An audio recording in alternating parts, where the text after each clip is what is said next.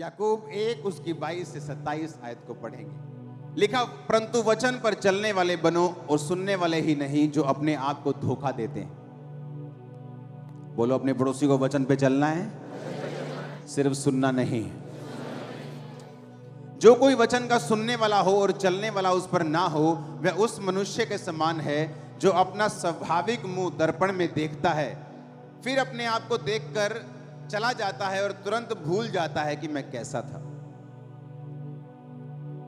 जो वचन को सुनता है, आई एम ब्लेस्ड।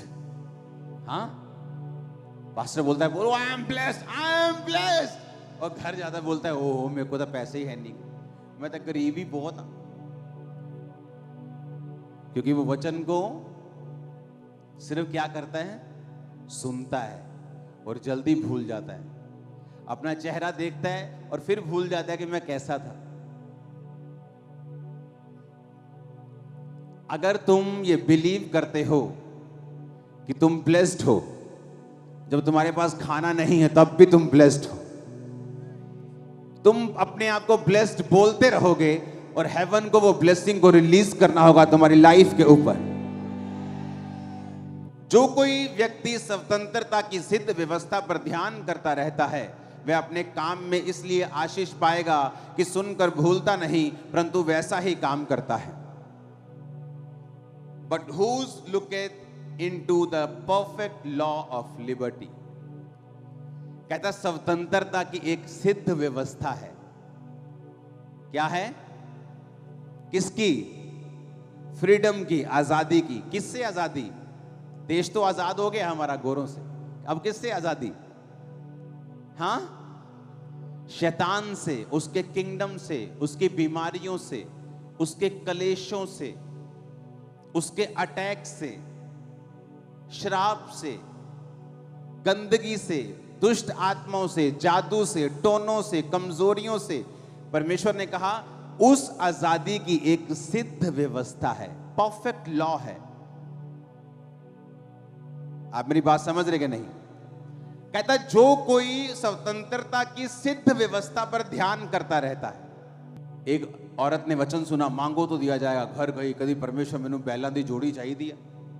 एक दिन मंगया, दो दिन बड़ी जोश, तीजे दिन बहुत जोश, चौथे दिन थोड़ा जोश ठंडा, पंजवें दिन होर ठंडा, सतवें दिन एक लाइन दी प्रेयर, प्रभु जी बैला दी जोड़ी चाहिए दिया, आमीन, खत्म प्रेयर। उसे लगा अब होगा नहीं। एक परमेश्वर का दास उसके घर आया और उसने कहा कि जब मैं प्रेयर कर रहा हूं तो मैं 2 सांप देख रहा हूं और उनके पेट बहुत बड़े बड़े हैं। क्या तू प्रभु से कुछ मांग रही थी ऐसा? क्योंकि मैं देख रहा हूं कि जब तूने मांगना छोड़ दिया तो वो शैतान तेरी आशीष को खा गया। परमेश्वर ने कहा, जब उसने दूत को भेजा, दानियेल के पास दूत आया तो उसने कहा जब तूने रोजे रखने शुरू किए थे, जब तूने प्रार्थना करनी शुरू की थी, तो पहले ही दिन परमेश्वर ने मुझे आसमान से तेरा उत्तर देने के लिए भेज दिया था। लेकिन जब मैं तेरा उत्तर लेके आ रहा था तो एक शैतान मुझे रोके रहा और मैं 21 दिन तक उसका सामना करता रहा। अब विश्वासी मांग चुका है, परमेश्वर भेज चुका है, लेकिन बाइबल कहती है इस रास्ते में शैतान उस आशीष को रोके हुए है ताकि उसके विश्वास को खराब कर सके कि प्रार्थना करने से कोई फायदा नहीं होगा। तो परमेश्वर ने कहा जो कोई स्वतंत्रता की सिद्ध व्यवस्था पर ध्यान एक बार करता है, क्या लिखा है? कहता करता रहता है।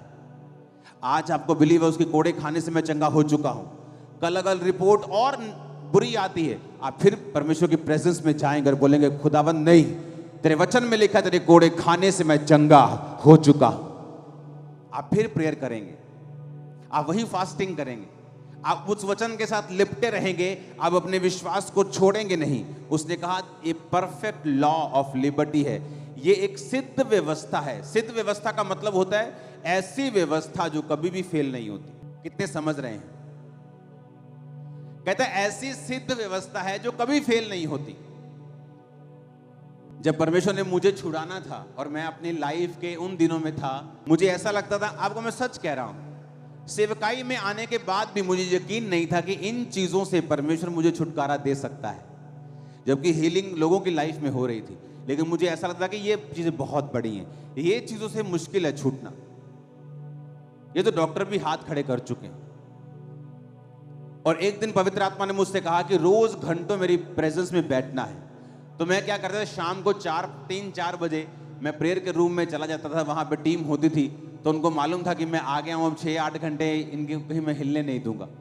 तो वहां बैठ के मैं लगातार प्रेयर करता था। और मैं आपको बता रहा हूं, मैं लोगों को, अपनी टीम को बताता था ये बात कि प्रार्थना करने वक्त भी मुझे ऐसा नहीं लगता था कि मैं फ्री हो सकता हूं, लेकिन मैं कॉन्टिन्यूस प्रेयर में रहा, क्योंकि उसने कहा ये परफेक्ट लॉ है लिबर्टी का कि अगर तुम उस पर ध्यान देते रहोगे, अगर तुम अपनी बात छोड़ोगे नहीं, अपने विश्वास को छोड़ोगे नहीं, और वो करते रहोगे जो राइट है, तुम्हें रिजल्ट मिलेगा ही मिलेगा, क्योंकि ये व्यवस्था सिद्ध है। उधर कबूतर जा रहे हैं हालेलुया। ये व्यवस्था क्या है? सिद्ध का मतलब क्या है? परफेक्ट, हिलेगी नहीं, फेल नहीं होगी। तुम आ रहे हो टेस्टिमनी के साथ, अगर तुम अपनी जगह खड़े रहोगे, अपने फेथ के ऊपर खड़े रहोगे। एक वचन सुना, अच्छा हमें टाइथ बोना है, ठीक है, 1 महीना बोया, देखा असर नहीं हुआ, 2 महीने असर नहीं हुआ। बाइबल कहती है, ऐ मूर्ख, किसान भी जब बीज डालता है तो 6 महीने, 3 महीने, 4-5 महीने धीरज रखता है। अगले महीने नहीं चला जाता, यार बीज पाया सी होले हो यार, चलो छठो कोई और काम कर ली।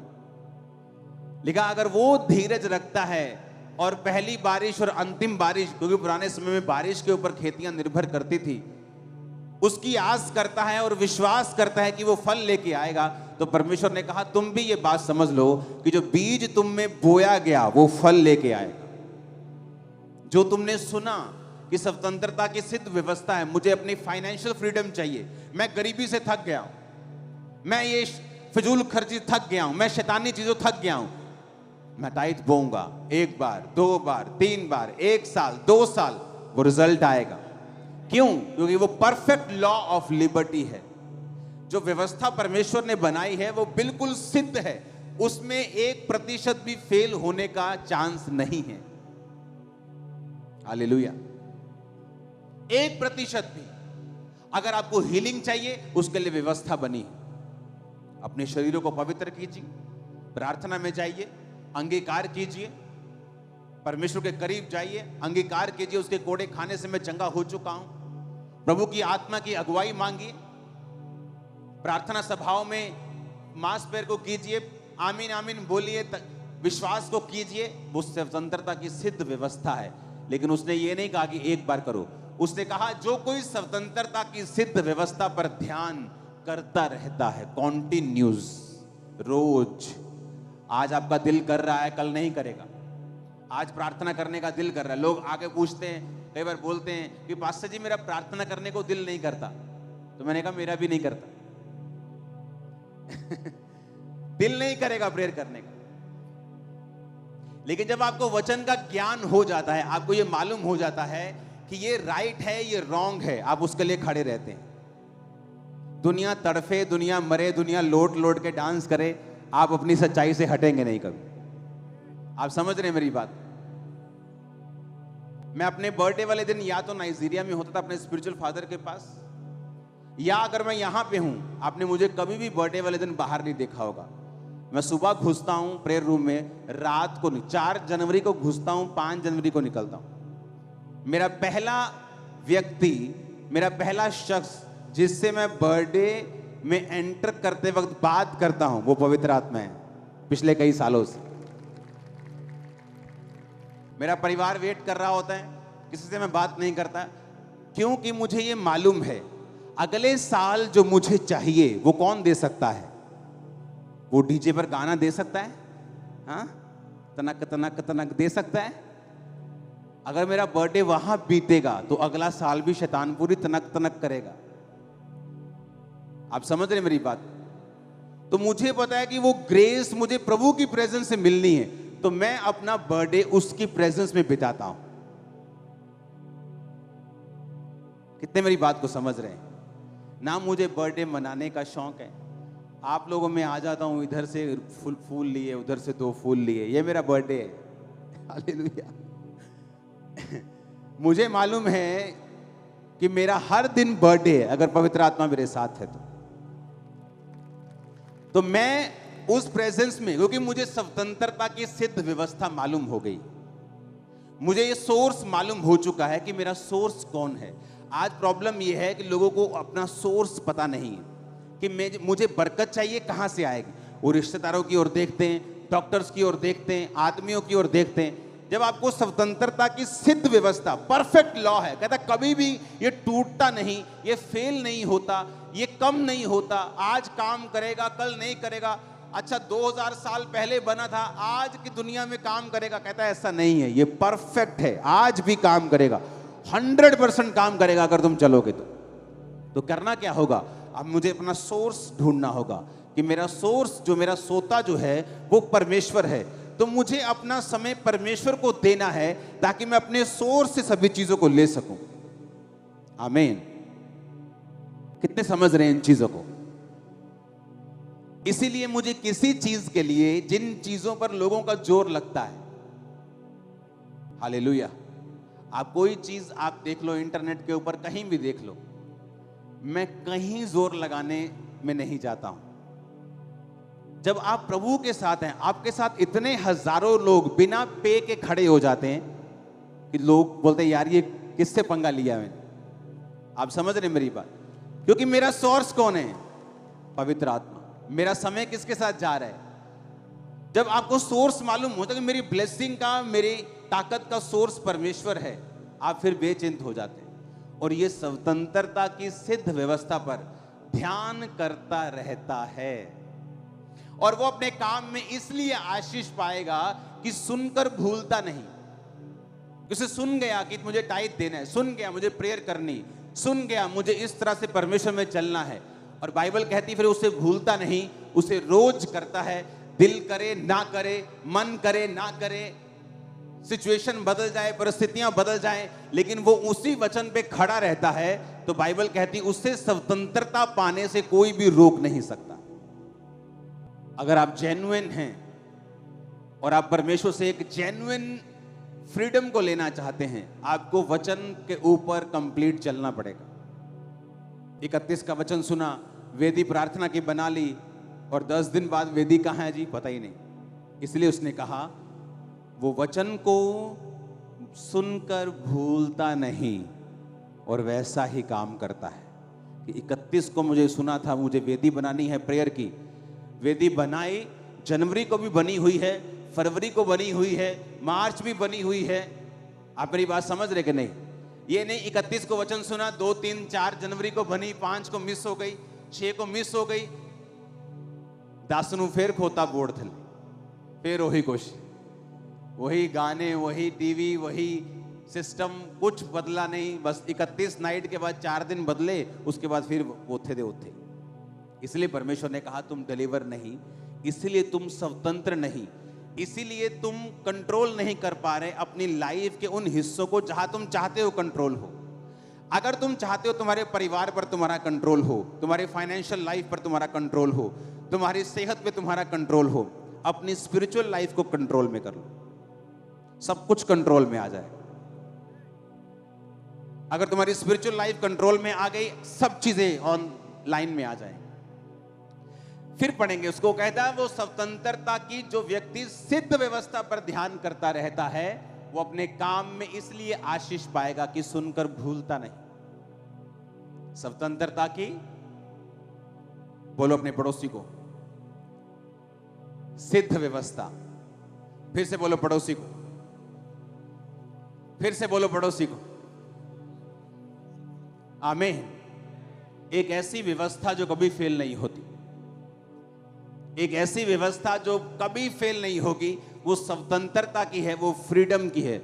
और जब आप पवित्र आत्मा के साथ समय बिताएंगे तो बाइबल कहती है जहां कहीं परमेश्वर का आत्मा है वहां आजादी है। आपको क्या लगता है, आप प्रार्थना की वेदी बनाकर रोज प्रभु के सामने जाएंगे, आपको क्या लगता है वो आपसे बात नहीं करेगा?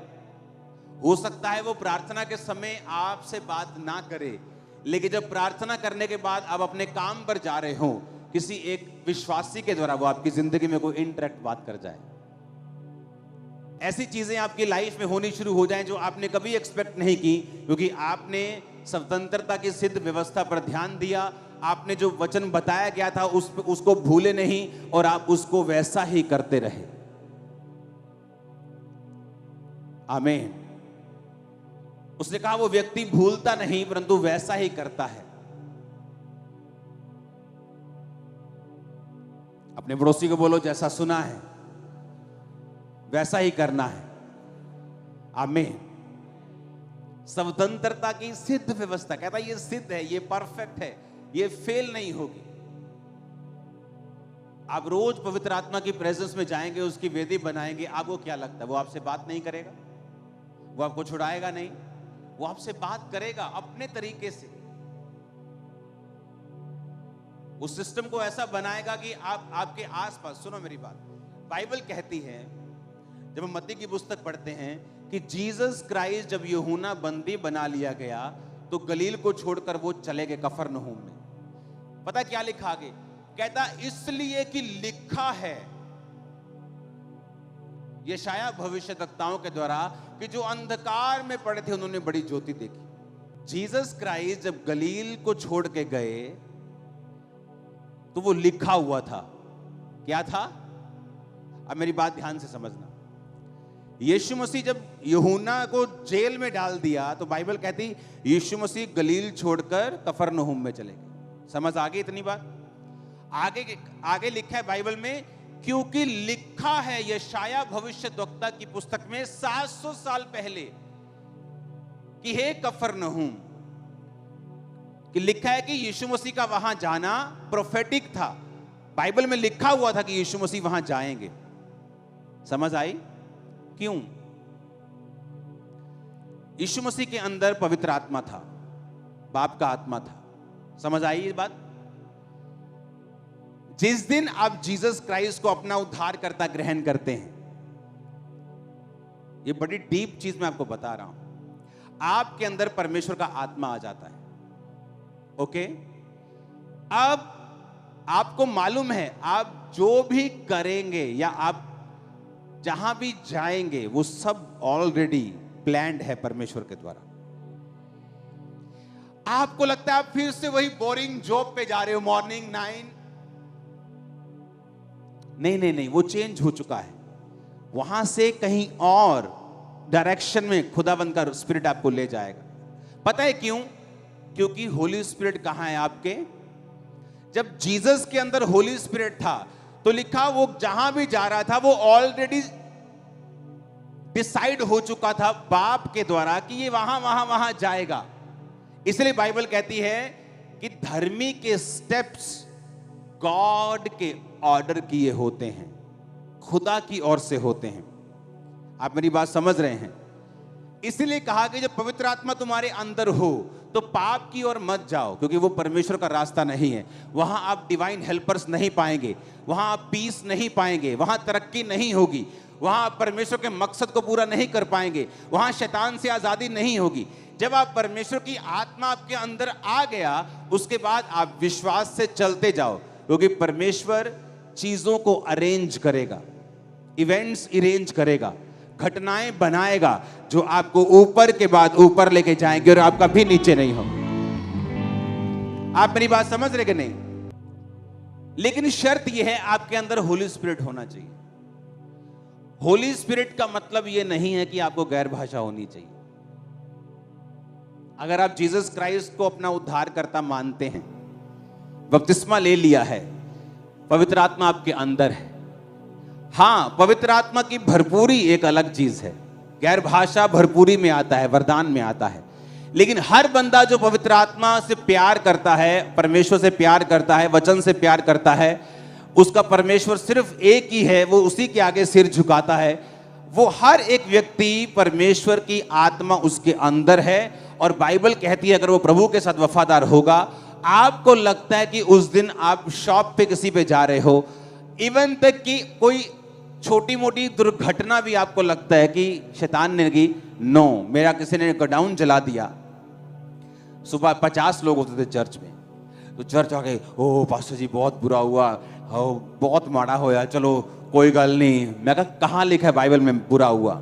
जिनके अंदर पवित्र आत्मा है, बाइबल कहती है सब बातें मिलकर जो मसीह यीशु से अर्थात जो उसकी इच्छा के अनुसार बुलाए गए हैं।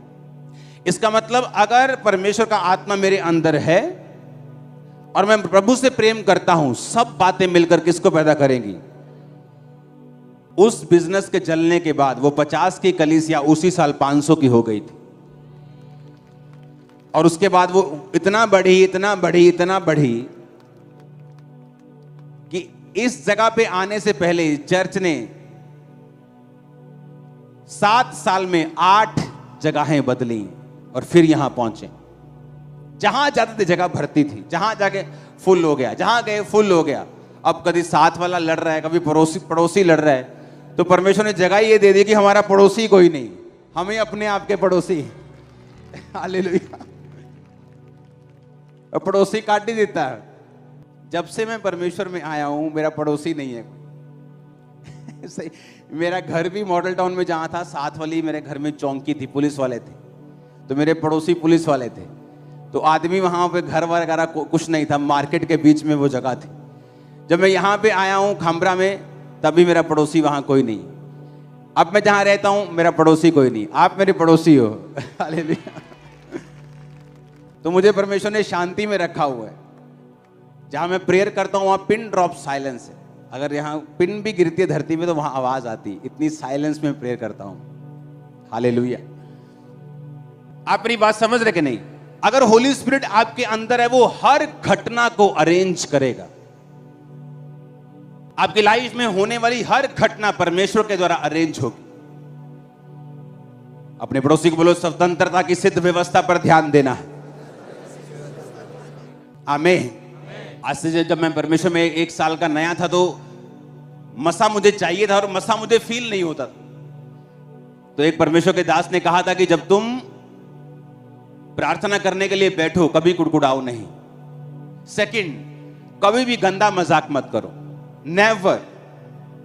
क्योंकि बाइबल कहती है तुम्हारे मुंह से कोई भी गंदी बात ना निकले, पर आवश्यकता के लिए उतने ही निकले जितनी उन्नति के लिए उत्तम हो। मत्ती 12 उसकी 36-37 आयत लिखा है, परंतु मैं तुमसे कहता हूं, जीसस ने कहा, जो जो निकम्मी बातें मनुष्य कहेंगे, न्याय के दिन हर उस बात का लेखा देंगे। तो अपनी ही बातों के कारण निर्दोष और अपनी ही बातों के कारण दोषी ठहराया जाएगा। आइडल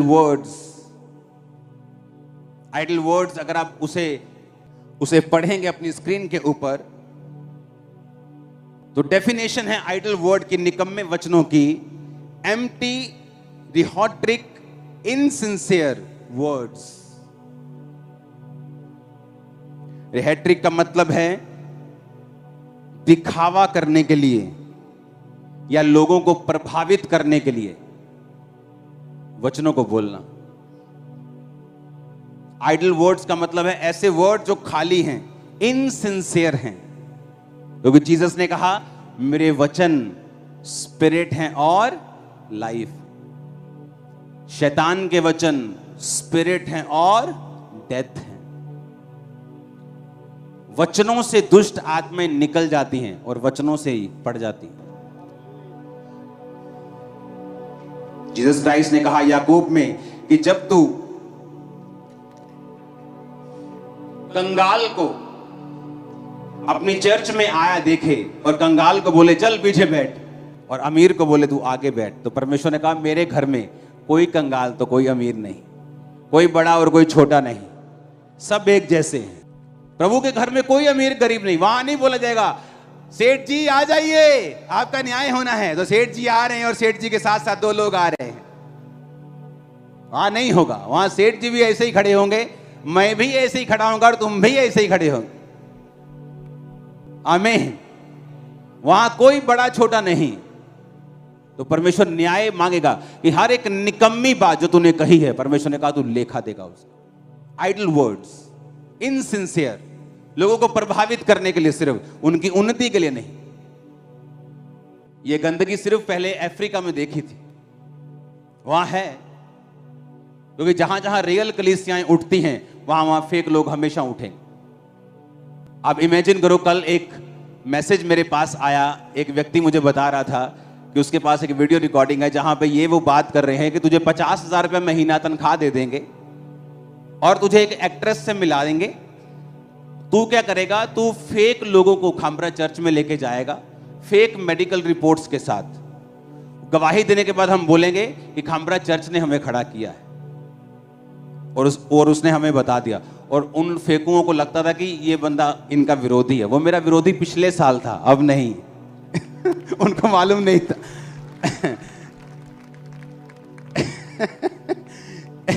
तो हम इतना हंसते हैं ना रोज, आप इमेजिन नहीं कर सकते, इतनी हंसी आती। मैंने कहा चलो एक बारी आके कोई कह दूंगा कि सानू फेक खड़ा किया, मुड़ के जाना किथे है, चांद चंद्रमा ते अहीं इत्थे ही हैं। टीम में इतनी बड़ी फौज है ना वकीलों की, मतलब पूरा कपड़े उतार देगी पूरी तरह से वो कि भाई साहब आ जाओ। आप समझ रहे मेरी बात? सच्चाई को जाहिर कर देगी वो। किसी का डर नहीं मुझे। हालेलुया। और मैंने कहा उनको गेम्स आती होंगी, मुझे जीसस आता है। मैं प्रेयर में रहने वाला और उसी पे बिलीव करने वाला हूं। मुझे हंसी आती, मैं हंसता हूं रोज। इतना हंसता मुझे छुपाना पड़ता है कई बार, कैमरे को बोलना चल हट जा। हालेलुया। फिर भी फोटो में खींच लेते हैं चोरी चोरी। हालेलुया। आप इमेजिन करो, और वो बंदा आगे से बोल रहा है कि सर प्रभु के नाम की बदनामी होगी, और आगे वो कह रहा है ओ कोई नहीं देख लांगे, कोई गल नहीं। नाम लेके बोल रहा है वो तेरे साथ है। आप इमेजिन करो, परमेश्वर का कोई भय, कोई डर लोगों में नहीं, 1% भी नहीं, 1% भी नहीं। और आप सोचो कि मैं इन लोगों से अब से नहीं डील कर रहा हूं, जब मेरे मन में था। और जो लोग ऐसे लोगों को सपोर्ट करते हैं ना, मैं पूरी तरह से उनके साथ सहमत हूं, क्योंकि मैं भी कभी उनके जैसा था। मुझे लगता है कि फेक लोग नहीं होते जब तक परमेश्वर ने मुझे एक्सपीरियंस नहीं कराया और मैं एक फेक बहुत बड़े नाम के करीब नहीं गया, और करीब से जाके जब देखा तो मुझे बहुत निराशा हुई। उनका पैसा परमेश्वर है, उनको कोई परवाह नहीं है कि परमेश्वर के सामने गलती करने पर परमेश्वर क्या सोचेगा। उनको यह परवाह है कि लोगों में हमारी इमेज क्या है, उसको सुधारो। लोगों में इमेज सुधरनी चाहिए, परमेश्वर के सामने कोई चक्कर नहीं। इसलिए दाऊद कामयाब रहा और शाऊल गिरा। क्यों? क्योंकि जब शमूएल ने कहा शाऊल तू गलती पे गलती कर रहा है, परमेश्वर अब तेरा राज्य छीन कर किसी और को दे देगा, उसने कहा चलो ठीक है, नीचे मेरे साथ जाएगा ना तो मेरे साथ चलना, कहीं ऐसा ना हो लोगों को लगे कि तुम मुझसे टूट गया है। अभी भी उसे परमेश्वर की चिंता नहीं है, अभी भी उसे ये प्रॉब्लम नहीं है कि परमेश्वर उससे नाराज है। उसे ये दिक्कत है कि लोगों को ना लगे कि शमूएल मुझसे रूठ गया। अभी भी लोगों की परवाह है, परमेश्वर की कोई परवाह नहीं है। और इसीलिए बाइबल कहती है शाऊल लंबा नहीं चला और दाऊद 70 साल के बाद इतना बूढ़ा हो गया। आप देखेंगे इजराइल की हिस्ट्री में कोई राजा नहीं था दाऊद के जैसा, जिसने 70 लड़ाइयां लड़के बिना किसी अपने शारीरिक नुकसान के वो जीवित रहा, और उसको हटाया नहीं क्या मार के, राजद्रोह की गोष्ठी करके, बल्कि उसने खुद अपने हाथों से अपनी गद्दी अपने बेटे को दी। आपको कोई राजा ऐसा नहीं मिलेगा। क्यों? क्या दाऊद ने गलती नहीं की उसने गलती, पर उसने अपनी गलती को स्वीकार किया कि प्रभु मुझ पे दया कर, मुझसे गलती हो गई, मुझे माफ कर, मुझे अपना आत्मा दे, अपनी आत्मा को मुझसे अलग ना कर, अब मैं तेरा हूं, मेरी हड्डियों की बेचैनी दूर कर। दाऊद को परवाह नहीं थी लोग क्या कहेंगे, उसको परवाह थी मेरा परमेश्वर मुझसे नाराज नहीं होना चाहिए।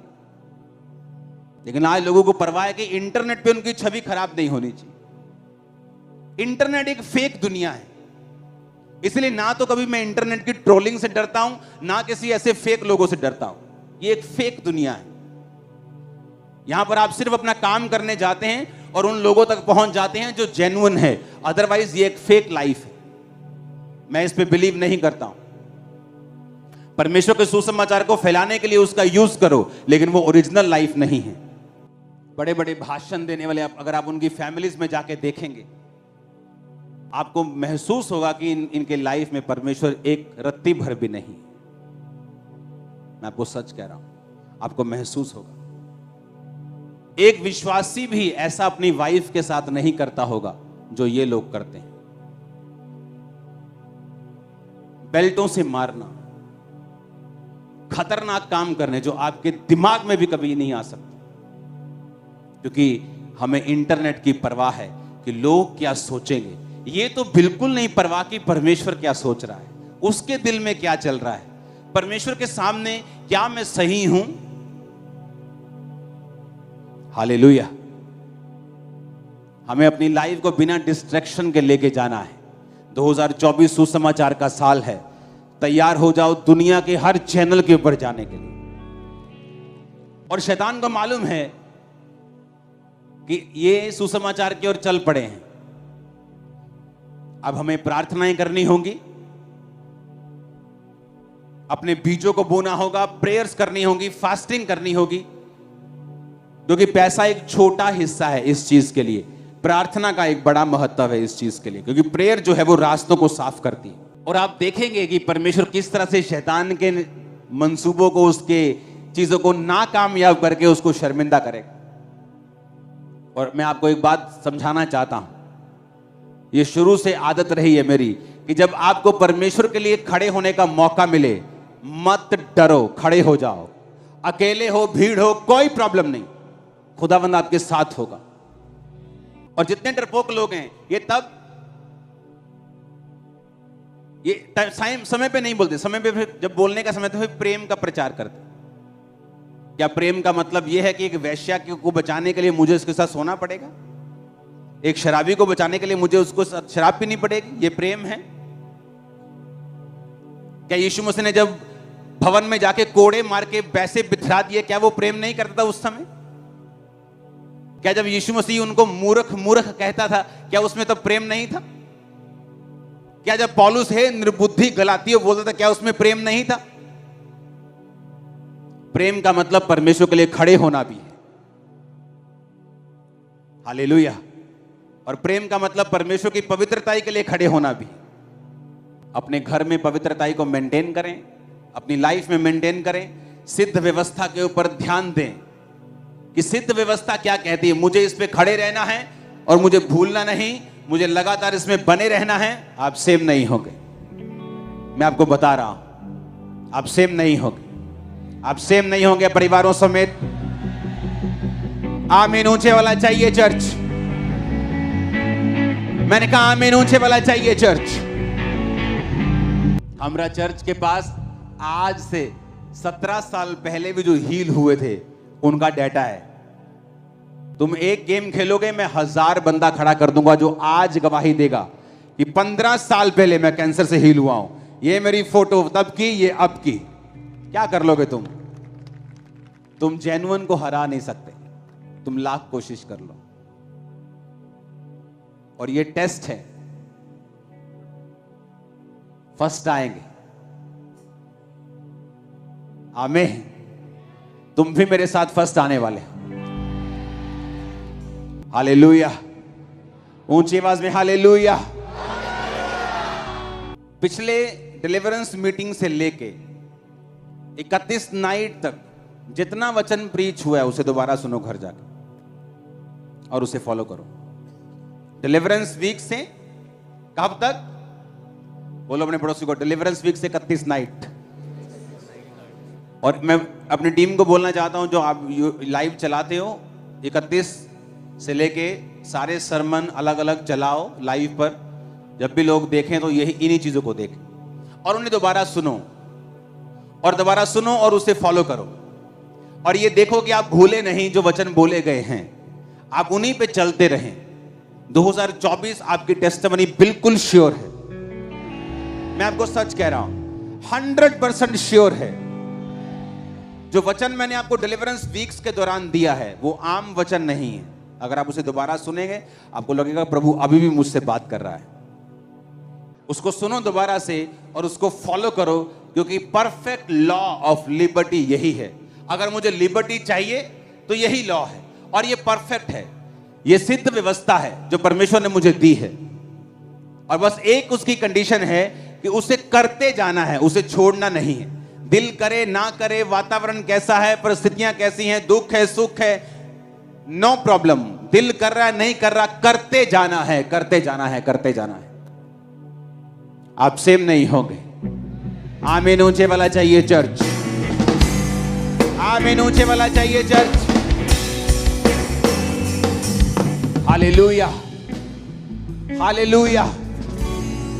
अपने पड़ोसी को बोलो, परफेक्ट लॉ ऑफ लिबर्टी, सिद्ध व्यवस्था स्वतंत्रता की। तुझे ध्यान देना है, वचन जो सुना है भूलना नहीं है और उस पे चलते जाना है।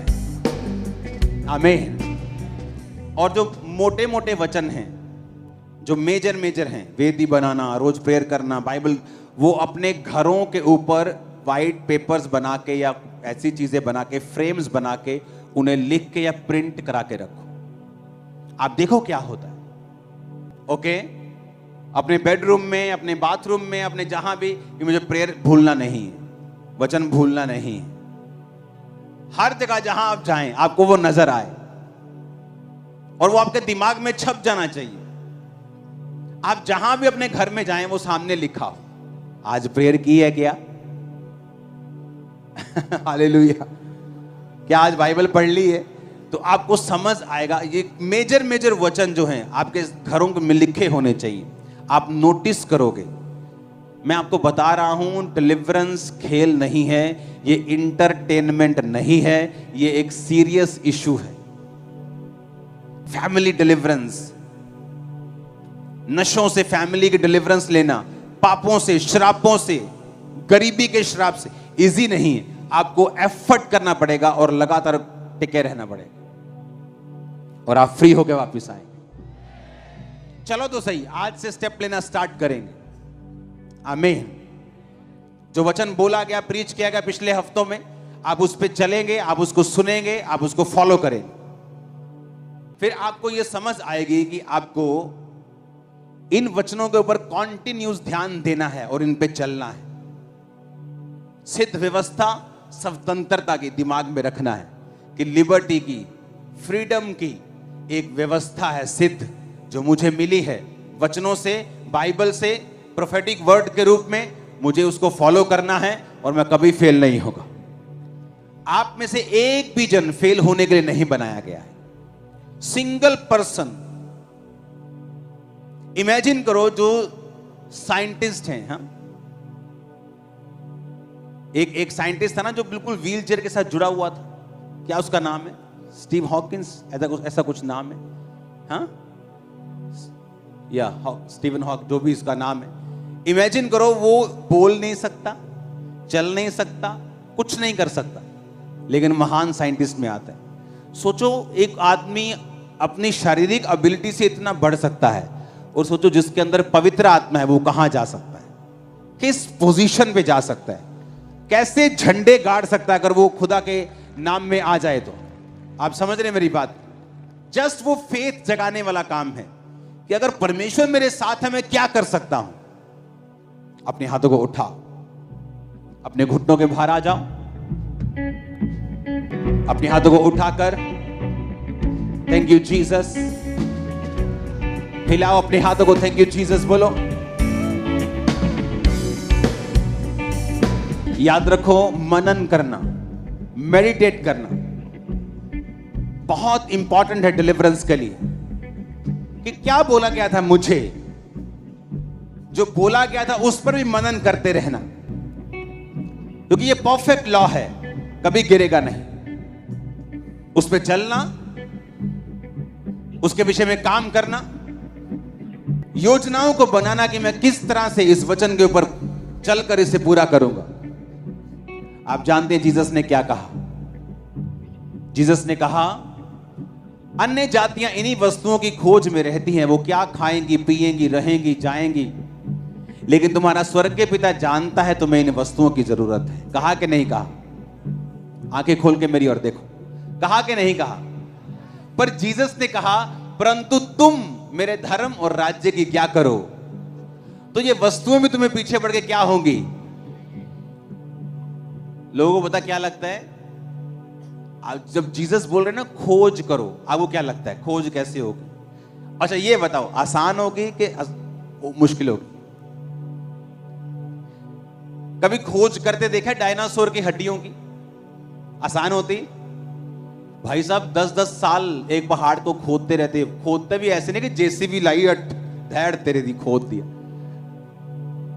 इतने से ब्रश से ऐसे ऐसे 10-10 साल 5-5 साल खोज करने वाले।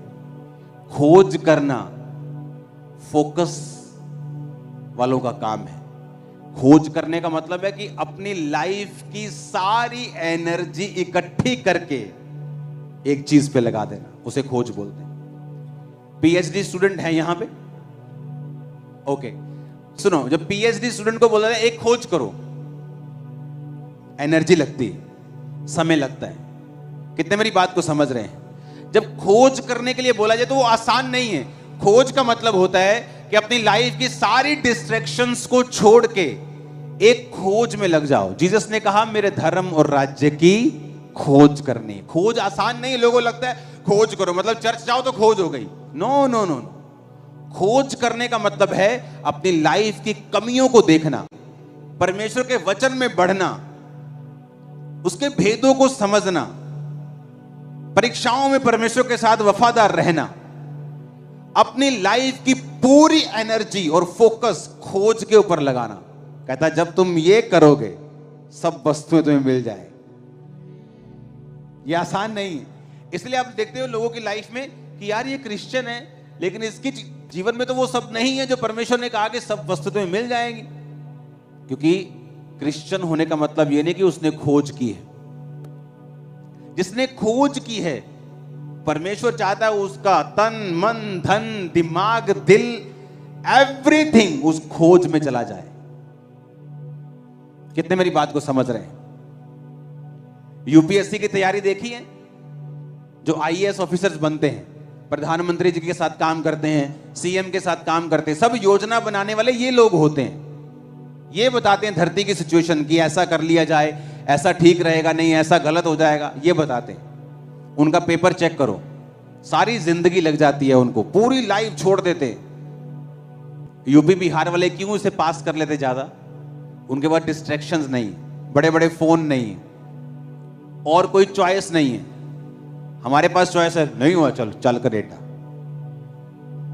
चल अमरीका, कोई नहीं भूआ हैगी उथे इटली च कहना भूआ मैं सद लै मैं 2 बारी हो गया फेल हों। उनके पास ऑप्शन नहीं है यूपी बिहार वालों के पास। उन्हें पता है जीना मरना इधर ही है, तो वो फोकस लगाते हैं, एफर्ट कर देते हैं, जिंदगी लगा देते हैं और पास हो जाते हैं।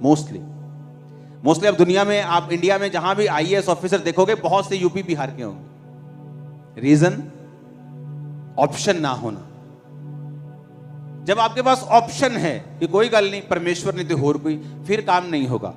जब आपके पास ऑप्शन नहीं है कि जीसस ही है, पीछे मुड़ना नहीं है, और कोई खुदा नहीं है, और कोई चारा नहीं है, यही है, कामयाबी शुरू हो जाएगी उस। जब एक मन परमेश्वर देख लेगा। मेरा मन एक होने को कितने साल लग गए थे, हर बार अगर इस बार हीलिंग नहीं हुई मैं सुसाइड कर लूंगा।